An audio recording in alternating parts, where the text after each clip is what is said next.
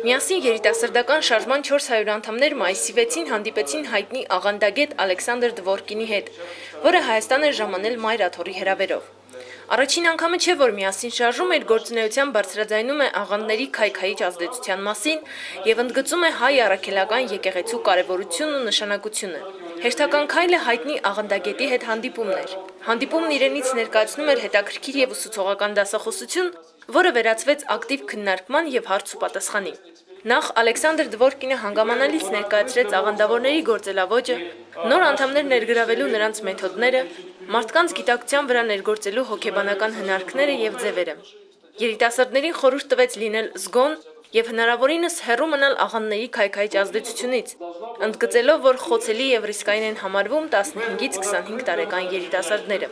Ալեքսանդր Դվորկինը ներկայացրեց նաեւ հոգեբանական մի շարք փորձեր, որոնք ցույց են տալիս, թե ինչ հոգեբանական գործոններ են ստիպում մարդուն ընկնել ազդեցության տակ եւ ընդգրկվել աղանդների մեջ։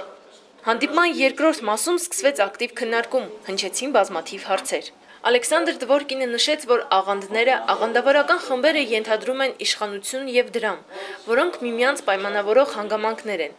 Այսինքն իշխանությունը բերում է դրամ, դրամը իշխանություն։ Նշեց, որ դրանք ավելի շատ ինքնաֆինանսավորվող կառույցներ են, սնվում են իրենց անդամների անձնական միջոցներից, ընդ որում այդ անդամները ամբողջ կյանքում չեն մնում աղանդի մեջ։ Նրանց այնտեղ պահում են, քանի դեռ նրանք ունեն աղանդի մեջ ներդնելու միջոցներ եւ էներգիա։ Աղանդավորական խմբերը բրգաձև են։ Բուրգի գագաթը կուտակում է ամբողջ շահույթը, ներքևում գտնվողները միջոց են գագաթում գտնվողների համար։ Վերջիններս ամեն կերպ աշխատում են նրանց համար ստեղծել դրդապատճառներ, հիմնավորումներ աղանդում մնալը արդարացնելու համար։ Հարց հնչեց նաև այսպես կոչված առևտրային խմբավորումների հետ կապված, որոնք այսօր մեծ տարածում ունեն։ Ալեքսանդր Դվորկինը պարզաբանեց, որ դրանք կարելի է համարել ոչ կրոնական աղանդավորական խմբավորումներ,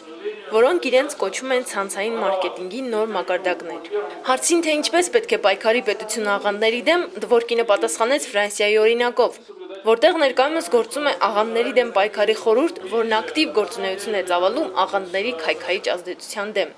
Նա նշեց մի կարևոր հանգամանք, որ այս խորհրդի ձևավորման գործում մեծ ներդրում են ունեցել տարբեր կերպ աղանդներից տուժած Ֆրանսիայի քաղաքացիները,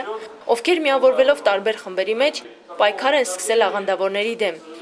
Ի վերջո այդ ակտիվ պայքարը ստիպել է պետությանը հաշվի նստել եւ արդեն ազգային պետական մակարդակում պայքար ձեռնարկել։ Այսինքն կարևոր է տվյալ հասարակության վերաբերմունքը եւ պատրաստակամությունը պայքարել աղանդների դեմ։ Դվորկինը ընդգծեց, որ այդ պայքարի ալիքը պետք է սկսվի ներքևից։ Համոզված ենք, որ Ալեքսանդր Դվորկինի դասախոսությունը, մի շարք հարցերի բարձրաբանումներն ու մանրամասնումը շատ ուսուցողական էին երիտասարդների համար եւ մեծապես կօգնեն նրանց հետագայում զերծ պահելով աղանդների հավանական ազդեցությունից։